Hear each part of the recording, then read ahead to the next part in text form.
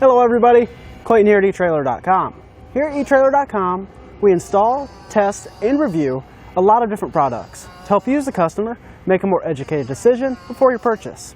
Today, we're going to be working on a 2021 Mazda CX-5. We're going to be taking a look at, and I'll be walking you through how to install CURT's Class 3 trailer hitch receiver.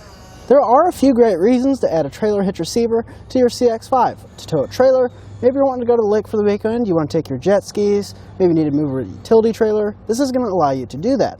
Another great reason is for a bike rack or cargo carrier. Getting our bikes off of our roof and out of our trunk area is going to be very nice because we're going to have more room for our passengers and our gear. And then same thing with our cargo carrier, being able to get that luggage or coolers, really any big bulky items out onto the back of our CRV is going to make our ride much more comfortable. It looks really clean on the back of our CX-5.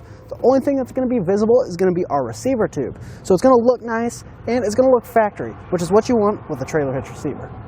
Our hitch is going to be a steel construction, so it's going to be nice and strong, and it's going to hold up well for a long time.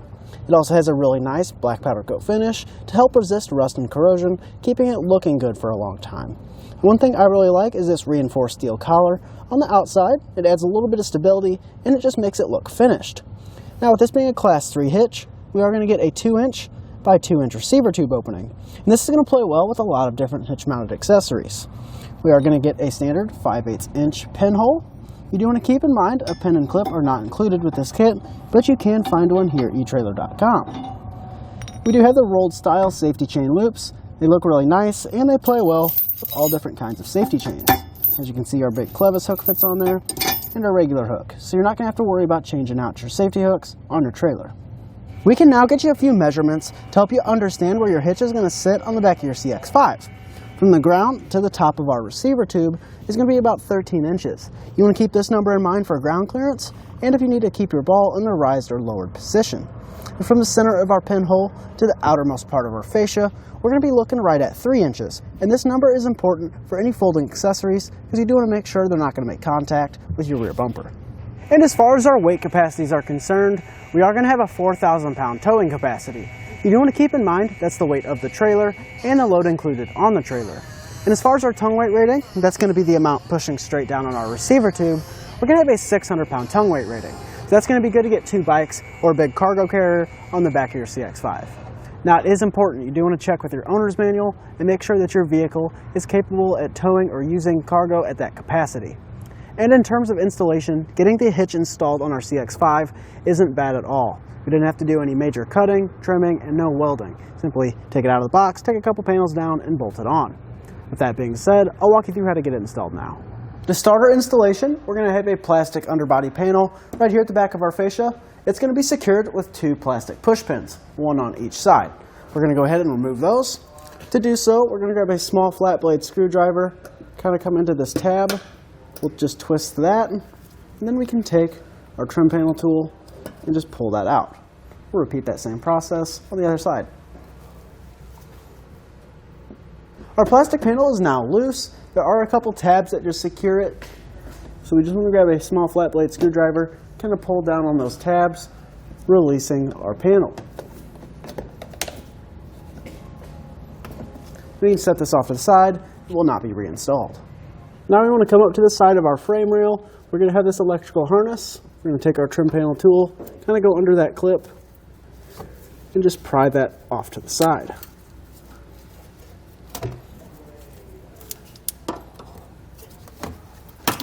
Just like so. We'll repeat that same process on the other side. So our instructions actually tell us to lower our exhaust a little bit later, but it's going to be a lot easier to get to those holes in our frame rail right now if we lower our exhaust earlier. We're going to support our exhaust with a cam buckle strap. You can find those here at etrailer.com. We're just going to run that between our coils on our suspension, just looping it on each side, and then tightening it down against our exhaust. And before we remove our isolators, we do want to spray that down with some spray lubricant. This is just going to help make those hangers come off a whole lot easier. We are going to have 2 hangers on each side. Now to remove our isolators, we just want to grab a pry bar, kind of pry against our muffler so we get those isolators moving.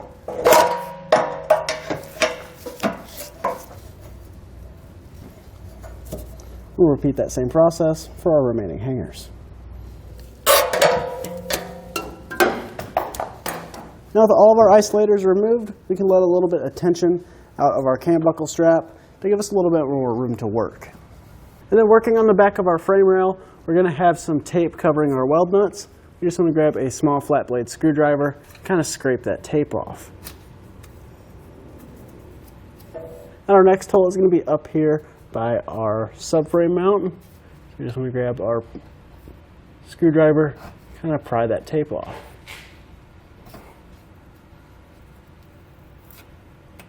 We're going to have two more on the passenger side, so we'll repeat that same process. Before we raise our hitch into position, we are going to be taping our flat washers on the inside frame of our hitch. We're just going to do this with some blue painter's tape.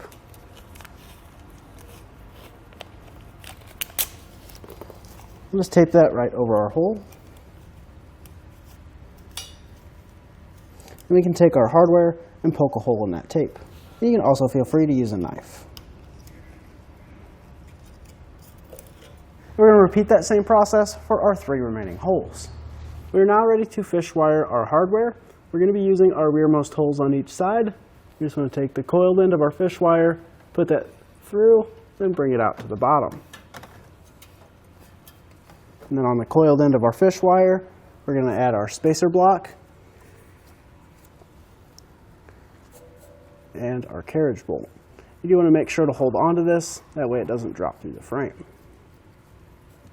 And we can just take our spacer block, push that up into our frame rail, along with our carriage bolt, and then pull it out. Then we actually need to push that back into the frame rail so we can lift our hitch up, but we'll repeat that same process on the other side. Now we want to grab a friend to help us lift our hitch up. We're going to kind of slide that over our muffler. Then we're going to take the coiled end of our fish wire, pull that through the front hole in our hitch, and we can lift our hitch up into position. We're going to have to kind of move it around the muffler to get it to fit.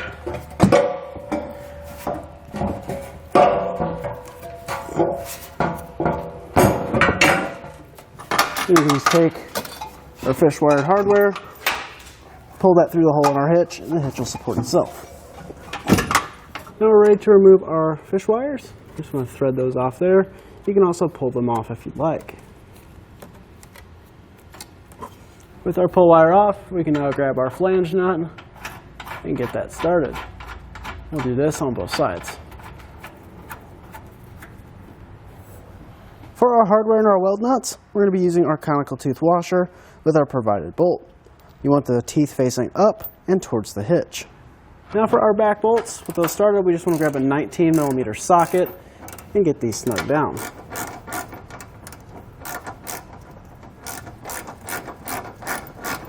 We can now repeat that same process over on the other side. We're now ready to come back and torque it down to the amount specified in our instructions. And you don't want to forget to clip your wiring back into the hole. We're now ready to reinstall our exhaust in the reverse order we took it apart. We're now ready to remove our cam buckle strap. With our exhaust hangers reinstalled, we're now ready to hit the road.